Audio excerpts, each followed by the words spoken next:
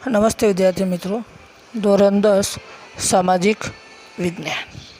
કાલે આપણે last point નૃત્ય કલાની આપણી વ્યાખ્યા આપણે જોઈએ. ધ્યાન આપજો મિત્રો, નૃત્ય કલા એટલે શું એ પૂછાય છે, તો કાલે જ આપણે જે લાસ્ટ મુદ્દો આપણે જોઈએ એ આપણે લખવાનો રહેશે. તો આજે આપણે બીજા 5 નૃત્યો આપણે જોવાના છે, જે આપણા માટે મોસ્ટ આઈએમપી પ્રશ્ન છે, બરાબર છે. જ્યારે લાસ્ટ આપણે મણિપુરી નૃત્ય જોઈશું એમાં, ત્યારબાદ હું તમને આ નૃત્યમાંથી કયા કયા મોસ્ટ આઈએમપી નૃત્ય છે હું તમને લિસ્ટ આપી દીધેલું હશે, એ જોઈને આપણે તૈયારી કરવાની રહેશે. પરીક્ષાની અંદર વારંવાર નૃત્ય કલા આપણે પૂછાતા હોય. તો આજે આપણે ભારત દેશના જે 5 નૃત્યો છે, ભરતનાટ્યમ તમિલનાડુમાં, કુચીપુડી એ આંધ્રપ્રદેશ, કથકલી એ કેરળ, કથક એ ઉત્તર પ્રદેશ અને મણિપુરી નૃત્ય મણિપુર, આ 5 નૃત્ય વિશે આપણે અભ્યાસ કરવાનો છે. વિદ્યાર્થી મિત્રો, હવે આપણે જે ભારતના જે અલગ અલગ પ્રકારના જે નૃત્યો છે પ્રચલિત, એના વિશે આપણે અભ્યાસ કરવાનો છે. તો પહેલું આપણું નૃત્ય છે ભરતનાટ્યમ. મિત્રો ધ્યાન આપો, ભરતનાટ્યમ એ તમિલનાડુનું પ્રખ્યાત છે. આપણે ધોરણ 9માં પણ અભ્યાસ કરી ગયા છે કે ભરતનાટ્યમ એ તમિલનાડુનું સૌથી પ્રચલિત નૃત્ય છે. ભરતનાટ્યમનો જે ઉદ્ભવ છે એ તમિલનાડુનો તાંજોર જિલ્લો છે, એટલે કે જે તમિલનાડુનો જે તાંજોર જિલ્લો જે છે એ જિલ્લામાંથી આ ભરતનાટ્યમનો ઉદ્ભવ થયેલો હોવાનું મનાય છે.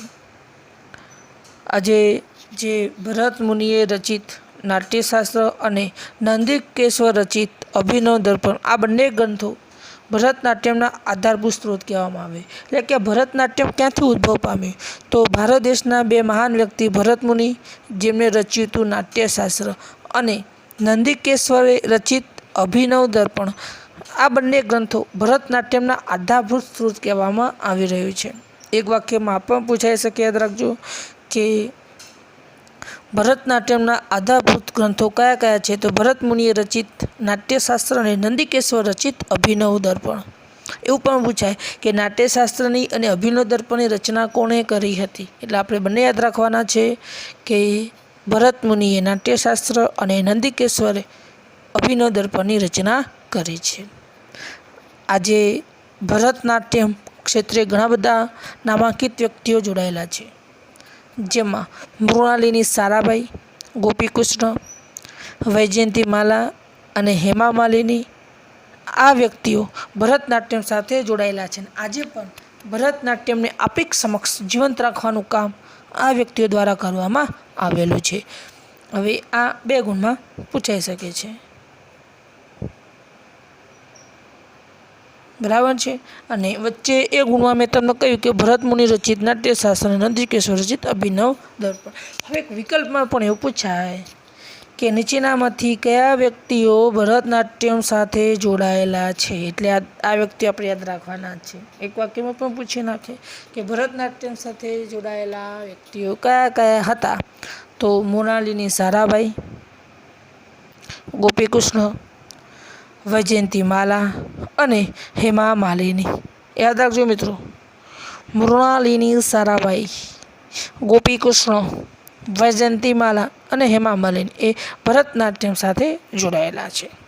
ભરતનાટ્યમ પછી બીજું આપણું નૃત્ય આપણે જોઈએ કુચીપુડી નૃત્ય, જે આંધ્રપ્રદેશનું જાણીતું છે. મિત્રો પરીક્ષામાં વારંવાર આ નૃત્ય પૂછાતું હોય છે, યાદ રાખજો. કુચીપુડી નૃત્ય કયા રાજ્યનું જાણીતું છે, આંધ્રપ્રદેશ. કુચીપુડી નૃત્ય કયા રાજ્યનું, આંધ્રપ્રદેશ.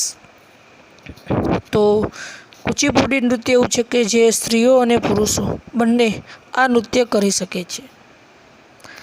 આ નૃત્યની ખાસિયત એ છે કે આ નૃત્ય સ્ત્રીઓના સૌંદર્યના વર્ણન ઉપર આધારિત છે. ધ્યાન આપજો, જે સ્ત્રીઓનું જે સૌંદર્ય છે એના વર્ણન ઉપર આ નૃત્ય આધારિત છે. કુચીપુડી નૃત્યની અંદર ગુરુ પ્રહલાદ શર્મા, રાજા રેડ્ડી, યામિની રેડ્ડી અને શોભા નાયડુ વગેરે જાણીતા નર્તકો છે. હવે જુઓ, હવે આની અંદર આપણે નર્તકો આપણે યાદ રાખવાના છે ખાસ 1 ગુણની અંદર, કારણ કે પરીક્ષાની અંદર વારંવાર આ પૂછાઈ શકે છે, બરાબર છે. તો પહેલું, કુચીપુડી નૃત્ય કયા રાજ્યનું જાણીતું છે, આંધ્રપ્રદેશ. આંધ્રપ્રદેશ રાજ્યનું જાણીતું નૃત્ય કુચીપુડી છે. એ કોના ઉપર આધારિત છે, તો કુચીપુડી જે નૃત્ય જે છે એ સ્ત્રીઓના સૌંદર્યના વર્ણન ઉપર આધારિત છે.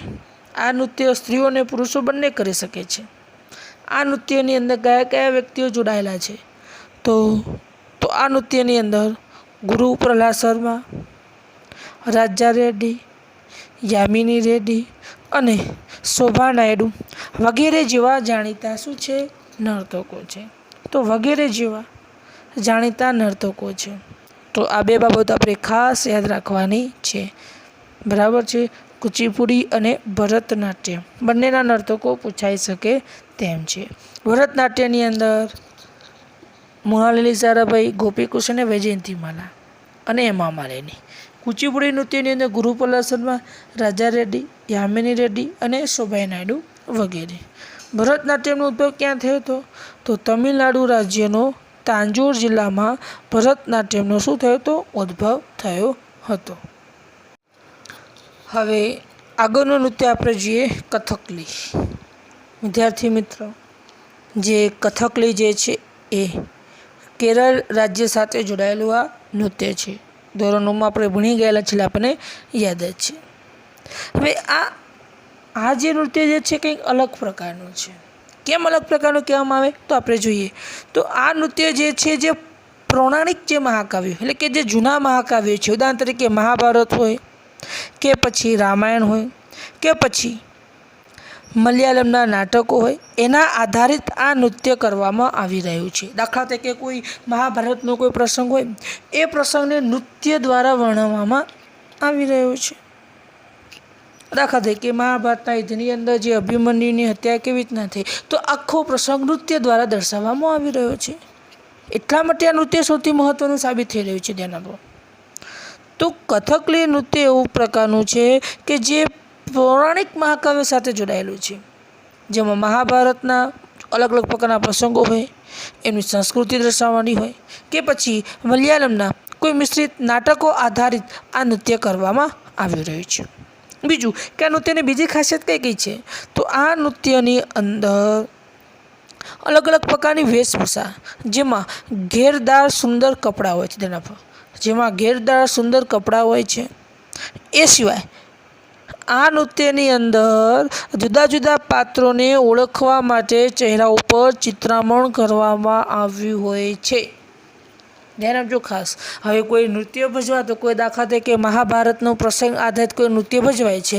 હવે આપણને કે ના ખબર પડે કે આ નૃત્ય કરતો વ્યક્તિ આ દુર્યોધન છે કે આ અર્જુન છે કે આ યુધિષ્ઠિર છે કે આ કૃષ્ણ છે કે ના ખબર પડે. એટલા માટે એ જે નૃત્ય કરનાર જે પાત્ર છે એને જાણવા માટે એમના ચહેરા ઉપર ચિત્રામણ કરવામાં આવેલું હોય છે, એટલે કે ચિત્રકામ કરેલું કે ચિત્રો દોરેલા હોય છે. આપણે કોઈ નૃત્ય કરતા ટીમ આપણે જોઈએ છે, એમના મોઢું તમે જુઓ તો અલગ અલગ સફેદ રંગ કે અલગ અલગ પ્રકારના રંગથી મોઢું રંગવામાં આવેલું હોય છે. એના આધારે આપણને ખ્યાલ આવે કે આ પાત્ર આ વ્યક્તિનું છે. તો યાદ રાખજો કે જે કથકલી જે નૃત્ય છે એની જે વેશભૂષા જે છે એ વેશભૂષા ઘેરદાર સુંદર કપડાં હોય છે. અને આ નૃત્યમાં પાત્રોને ઓળખવા માટે ચહેરા ઉપર ચિત્રામણ કરવામાં આવ્યું હોય છે, એટલે કે ચહેરા ઉપર ચિત્રો દોરવામાં આવેલા હોય, ડિઝાઇન દોરવામાં આવેલી હોય. એના આધારે પાત્રને આપણે ઓળખી શકીએ છીએ. આગળ આપણે જોઈએ કે આ નૃત્યની અંદર કલાત્મક મુગટ ધારણ કરેલો હોય છે. તમે જુઓ, આ નૃત્ય તમે ભજવા દો ત્યારે મોઢા ઉપર માથા ઉપર એક મોટો કલાત્મક મોટો મુગટ પહેરેલો હોય છે. તો કલાત્મક મુકુટ ધારણ કરેલું હોય છે. અને એક જ તેલના દીવા, ધ્યાન રાખજો, એક જ તેલના દીવાના તેજથી રંગમંચ પર પડદાની પાછળ આવીને સંગીતમય ઓળખ આપીને આ નૃત્ય કરવામાં આવી રહ્યું છે. તો કથકલી નૃત્યની ખાસિયત કઈ છે? તો નૃત્ય કરતા દરેક પાત્રે માથા ઉપર એક મોટો મુગટ ધારણ કરેલો હોય છે. એ સિવાય એક જ તેલના જે દીવો જે છે એ દીવાના તેજથી જ, ધ્યાન આપજો, એક જ તેલના દીવાના તેજથી રંગમંચ પર આ પડદા પાછળ આવીને સંગીતમય ઓળખ આપીને આ નૃત્ય કરવામાં આવી રહ્યું છે.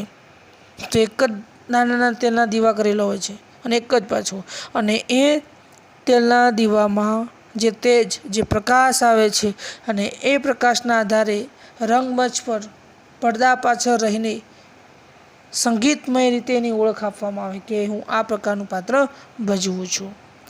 આ નૃત્યની અંદર કવિશ્રી વલ્લથોડ, કલામંડલમ, કૃષ્ણપ્રસાદ, શિવારમન વગેરે જેવા લોકો આ નૃત્ય સાથે જોડાયેલા છે. તો યાદ રાખજો, આ નૃત્યની અંદર કવિશ્રી વલ્લથોડ, કલામંડલમ, કૃષ્ણપ્રસાદ, શિવરામન વગેરે જેવા લોકો આ નૃત્ય સાથે જોડાયેલા છે. ફરીથી જોઈ લઈએ, આ પણ કોઈ પણ નૃત્ય 2 ગુણમાં પૂછાઈ શકાય તેમ છે, અથવા તો નાનું પણ આ મુદ્દામાંથી લેવામાં આવતું હોય છે.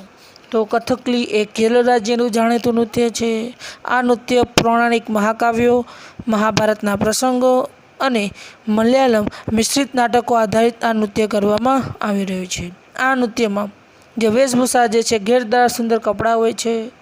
પાત્રોને ઓળખાણ માટે ચહેરા ઉપર અલગ અલગ પ્રકારનું ચિત્રામણ કરવામાં આવ્યું હોય છે. આ નૃત્યની અંદર જે નૃત્ય કરનાર વ્યક્તિ પોતાના માથા ઉપર મુગુટ ધારણ કરી એક જ તેલના દીવાના જે તેજ છે, જે પ્રકાશ જે છે એની મદદથી રંગમંચ પર પડદા પાછળ આવીને સંગીતમય ઓળખ આપીને આ નૃત્યની શરૂઆત કરવામાં આવી રહી છે. આ નૃત્યમાં કવિશ્રી વલ્લથોડ, કલામંડલમ, કૃષ્ણપ્રસાદ, શિવારમન વગેરે જેવા લોકો આ નૃત્ય સાથે જોડાયેલા છે. હવે આપણે આગળનું નૃત્ય આપણે જોઈએ, કથક નૃત્ય. આમાં આપણે જોવા જઈએ તો જે કથક નૃત્ય જે છે એ ઉત્તર ભારતની અંદર પ્રચલિત છે, પણ ખાસ કરીને કથક નૃત્ય એ ઉત્તર પ્રદેશની અંદર જાણીતું વધારે છે. જ્યારે કથક નૃત્યની જ્યારે શરૂઆત થાય ત્યારે કથન કરે સૌ કથક કહાવે, આ વાક્ય પરથી જ કથક નૃત્યની શરૂઆત થાય છે. અને આ જ વાક્ય પરથી જ જે કથક નૃત્ય જે છે એ ઉતરી આવ્યું છે. પરીક્ષાની અંદર આ 1 ગુણમાં પૂછાઈ શકે છે. વિદ્યાર્થી મિત્રો યાદ રાખજો કે કથક જે નૃત્ય જે છે એ કયા વાક્ય પરથી ઉતરી આવ્યું છે. તો કથન કરે સૌ કથક કહાવે, આ વાક્ય પરથી કથક નૃત્ય ઉતરી આવ્યું છે. જ્યારે કથક નૃત્ય કરવામાં આવે જ્યારે શરૂઆત થાય ત્યારે કથન કરે સૌ કથક કહાવે, આ શબ્દથી જ આ નૃત્યની શરૂઆત કરવામાં આવે છે. અગાઉ નૃત્યો આપણે જોઈ ગયા કે કંઈક ના કંઈક મહાકાવ્યોના આધારે, નાટકોના આધારે નૃત્ય કરવામાં આવતા હોય છે. જ્યારે આ નૃત્યની ખાસિયત એ છે કે જે મહાભારતમાં શ્રી કૃષ્ણ અને ગોપીઓ સાથે જે નૃત્યની જે કથાઓ છે એના આધારિત આ કથા નૃત્ય છે. એટલે કે જે મહાભારતની અંદર જે શ્રી કૃષ્ણ ભગવાન અને જે ગોપીઓ સાથે જે પ્રાચીન સમયમાં જે નૃત્ય કરવામાં આવતા હતા, એવા જ પ્રકારના નૃત્ય આ કથક નૃત્યની અંદર કરવામાં આવી રહ્યા છે. જેથી કરીને આપણને જે પ્રાચીન સમયની જે મહત્ત્વના જે પ્રસંગો છે કૃષ્ણ ભગવાન અને ગોપીઓ વચ્ચે, એ પ્રસંગો આધારિત આ કથક નૃત્ય પ્રચલિત છે. આ નૃત્યની ખાસિયત આપણે જોઈએ તો આ નૃત્યમાં એક પગ પર ગોળ ગોળ ફરી જુદા જુદા અંગો પ્રદર્શિત કરવામાં આવી રહ્યા છે. આપણે જોઈએ તો આ નૃત્યની ખાસિયત તમે જો, આ નૃત્યમાં ફક્ત એક જ પગ ઉપર ઊભું રહેવાનું અને એમાં પણ પછી ગોળ ગોળ ગોળ ગોળ ફરવાનું, અને આના આધારે જુદા જુદા પ્રસંગો પ્રદર્શિત કરવામાં આવી રહ્યા છે. તો ધ્યાન આપજો ખાસ કે કથક નૃત્ય કેવી રીતના કરવામાં આવી રહ્યું છે. તો કથક નૃત્ય એક પગ પર ગોળ ગોળ ફરી એના દ્વારા જુદા જુદા પ્રસંગો કરવામાં આવી રહ્યા છે. હવે વસ્ત્રોની આપણે વાત કરીએ તો આ નૃત્યની અંદર જે સ્ત્રીઓ જે છે એ સ્ત્રીઓ ચૂડીદાર પાયજામો અને ઉપર ઘેરવાળું વસ્ત્ર પહેરે છે. અને આ નૃત્યની અંદર કયા કયા લોકો જાણીતા છે તો કથક નૃત્યની અંદર પંડિત શ્રી બિરજુ મહારાજ, સિતારા દેવી અને કુમુદીના લખિયા, આ લોકો કથક નૃત્ય સાથે જોડાયેલા છે. આપણે બિરજુ મહારાજ તો એક પ્રચલિત નામ છે, આપણે જાણીએ જ છીએ. પરીક્ષાની અંદર વારંવાર એવું પૂછાઈ શકે છે કે કથક નૃત્યની અંદર કયા કયા લોકો જોડાયેલા છે. તો પંડિત શ્રી બિરજુ મહારાજ, સિતારા દેવી અને કુમુદીના લખિયા વગેરે જેવા લોકો કથક નૃત્ય સાથે જોડાયેલા છે. પરીક્ષામાં મુદ્દો આપણે ખાસ યાદ રાખવાનો છે કે જે કથક જે નૃત્ય જે છે એ કયા વાક્ય પરથી ઉતરી આવ્યું છે? તો કથન કરે સૌ કથક કહાવી આ વાક્ય પરથી ઉતરી આવ્યું છે. બીજું કે આ નૃત્ય કોના આધારિત છે? તો શ્રી કૃષ્ણ અને જે ગોપીઓ સાથે જે નૃત્યની અલગ અલગ પ્રકારની જે કથાઓ છે એના આધારિત કથક નૃત્ય ઉતરી આવ્યું છે. કેવી રીતના કરવામાં આવે છે? તો ફક્ત એક જ પગ ઉપર ગોળ ગોળ ફરીને જુદા જુદા પ્રસંગો પ્રદર્શિત કરવામાં આવતા હોય છે. હવે આગળના નૃત્ય વિશે આપણે જોઈએ મણિપુરી નૃત્ય. મણિપુરી નૃત્ય એના નામ ઉપરથી જ આપણને ખ્યાલ આવી જશે કે આ નૃત્ય કયા રાજ્યનું પ્રખ્યાત છે. તો જે મણિપુરી નૃત્ય એ મણિપુર રાજ્યનું પ્રખ્યાત છે.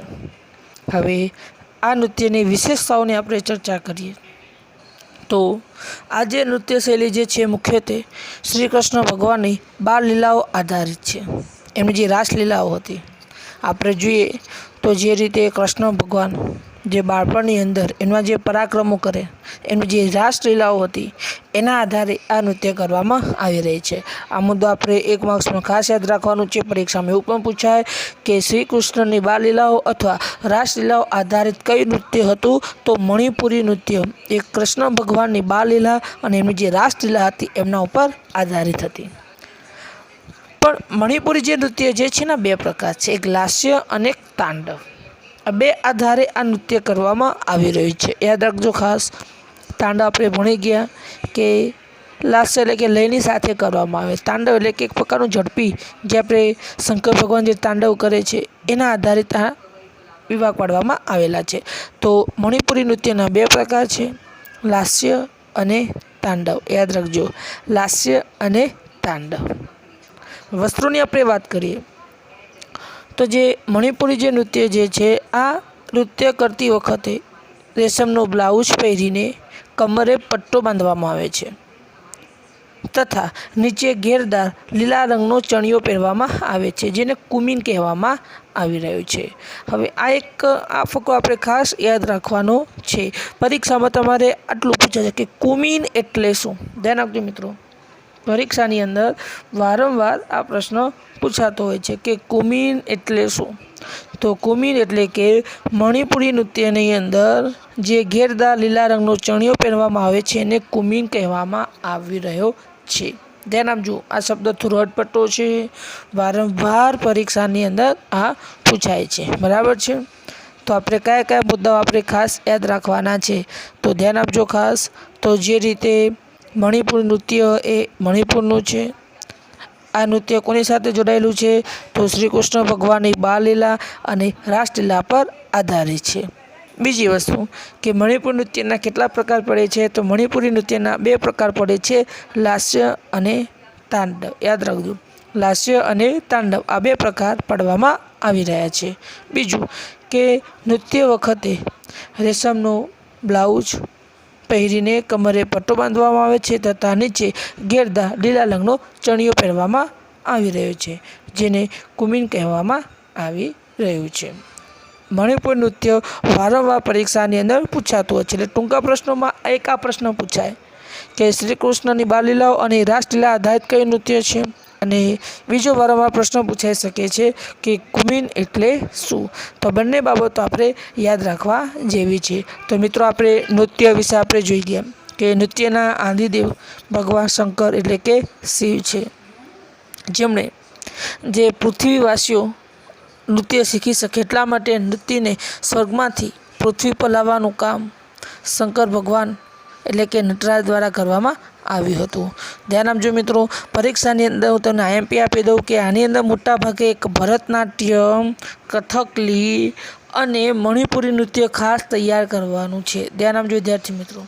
આ ત્રણ તો આપણે ધ્યાન રાખવાના છે. બાકીમાં મેં તમને જે ટૂંકા પ્રશ્નો આપે એ તમારે યાદ રાખવાનું છે.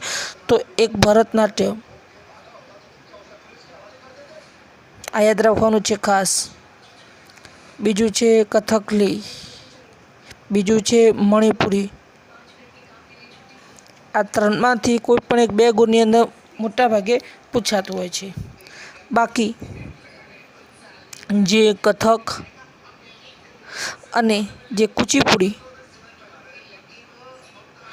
આ જે છે એમાંથી ધ્યાન આપજો, આમાંથી એ ગુણમાં 12મા પરીક્ષાની અંદર પૂછાય છે, બરાબર છે। તો આ રીતે આપણે તૈયારી કરવાની રહેશે અને નૃત્ય તો આપણે તૈયાર કરવાના જ છે, થોડા અટપટા છે, બધાની અંદર કંઈક ને કંઈક સામ્યતા રહેલી છે, એટલે એ ધ્યાનમાં રાખીને આપણે આ નૃત્ય આપણે તૈયાર કરવાના છે।